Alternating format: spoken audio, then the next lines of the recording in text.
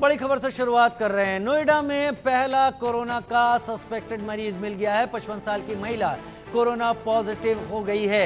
नोएडा के सेक्टर 110 का रहने वाला है ये परिवार। कोविड के लक्षण के बाद अस्पताल में कराया गया था भर्ती।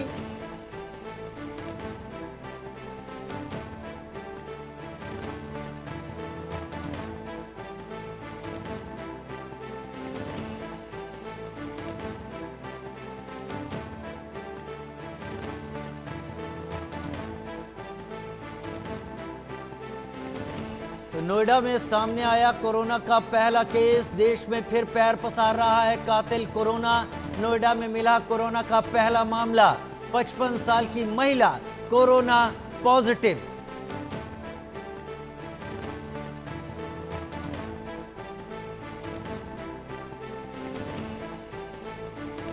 पचपन साल की महिला कोरोना पॉजिटिव। नोएडा में कोरोना का पहला मामला सामने आया।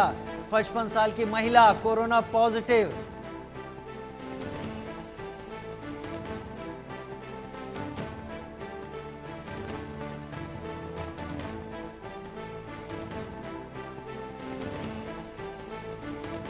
पचपन साल की महिला कोरोना पॉजिटिव। नोएडा के सेक्टर 110 का की रहने वाली महिला बताई जा रही है। 55 साल की महिला कोरोना पॉजिटिव। नोएडा में मिला कोरोना का पहला मामला। 55 साल की महिला कोरोना पॉजिटिव।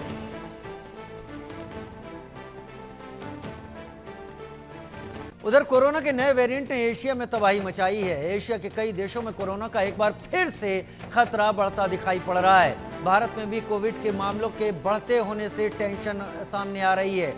11 प्रदेशों में कोविड के एक्टिव मामले सामने आए हैं। बढ़ते कोविड मामलों पर सरकार भी सतर्क हो गई है। 11 प्रदेशों में कोविड के एक्टिव मामले सामने आने की खबर है। सरकार भी इसके चलते एक्टिव हो गई है। कोरोना के नए वेरिएंट ने तबाही मचाई। एशिया में खासतौर पर सिंगापुर और हांगकांग में ये मामले बढ़ते दिखाई पड़े हैं और उसके चलते बड़ी समस्या इस वक्त है। लेकिन सरकार कह रही है वो एक्टिव है, नजर बनाए हुए है सरकार इस वक्त। महेंद्र माही मेरे साथ नोएडा से इस वक्त ज्यादा जानकारी के साथ जुड़ गए हैं। महेंद्र, जरा विस्तार से बताइए इस महिला के बारे में जो कोविड पॉजिटिव पाई गई है। क्या इसके अलावा और भी कोई लोग हैं जो कोविड से जुड़ी समस्या के चलते अस्पतालों में पहुंचे हैं?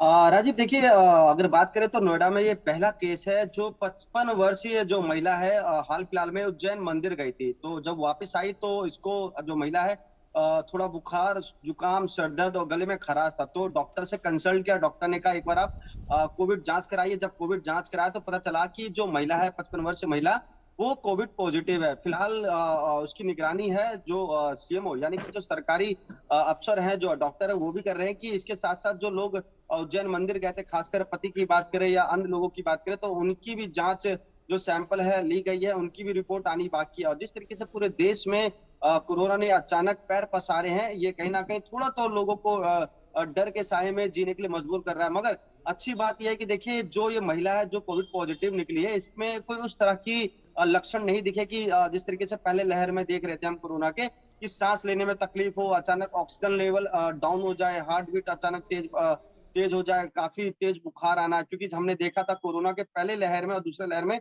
बुखार होता था, वो काफी तेज हो जाता था और उतरने का नाम नहीं लेता था। ऑक्सीजन लेवल अचानक 70 पहुंच जाता था और जो हार्ट बीट है काफी तेज बढ़ जाती थी। तो ऐसे में केवल एक ही उपाय है, जितना हो सके कोशिश करें सावधानी बरतने। जैसे हम भीड़ भाड़ वाले इलाके में जा रहे तो वहाँ मास्क हम पहन ले, सार्वजनिक स्थान पर जाने से बचे। खासकर ये इस कोरोना की बात करें तो ये अधिकतर जो बुजुर्ग लोग हैं उसमें ज्यादा अटैक कर रहा है। जितने भी अभी तक केस आए हैं नोएडा एनसीआर में, उसमें अधिकतर जो पेशेंट मिले वो बुजुर्ग मिले, जिनकी उम्र 50 के आसपास है।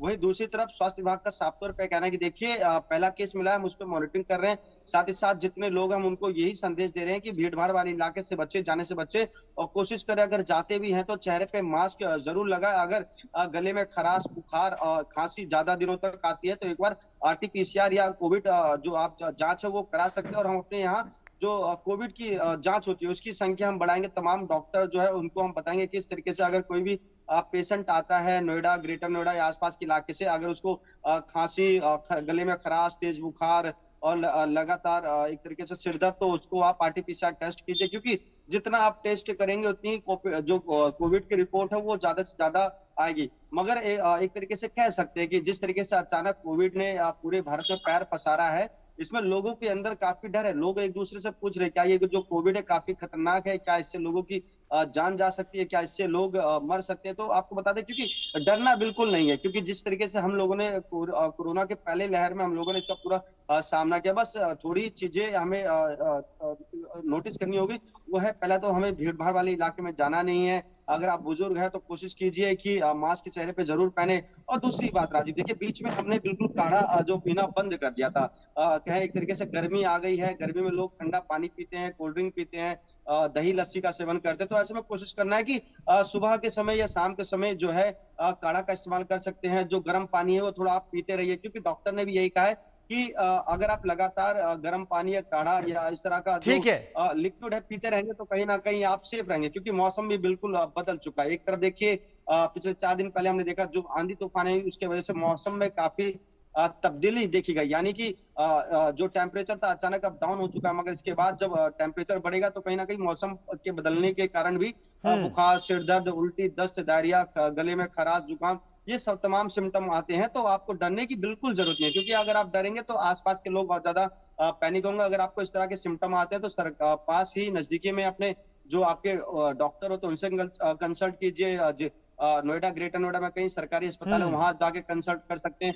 क्योंकि अभी जो महिला बुजुर्ग, ये जो 55 वर्ष से महिला बुजुर्ग थी, जब उसमें कोविड के सिम्टम पाए गए तो अब तक डॉक्टर ने निगरानी की, उनकी रिपोर्ट देखी, बताया कि उसको किसी तरह की कोई ऐसे हालात नहीं बने चलिए, कि ये उसको बहुत अच्छी आईसीयू बात में है एडमिट कि होना बहुत पड़े। गंभीर या नहीं है, लेकिन इस बारे में बहुत जरूरत है कि 2 गज की दूरी, मास्क है जरूरी, इस नियम का पालन करना शुरू कर दें।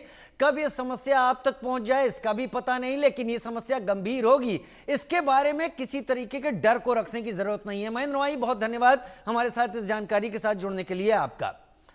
उधर अफगानिस्तान की बात करते हैं, जहां पर भूकंप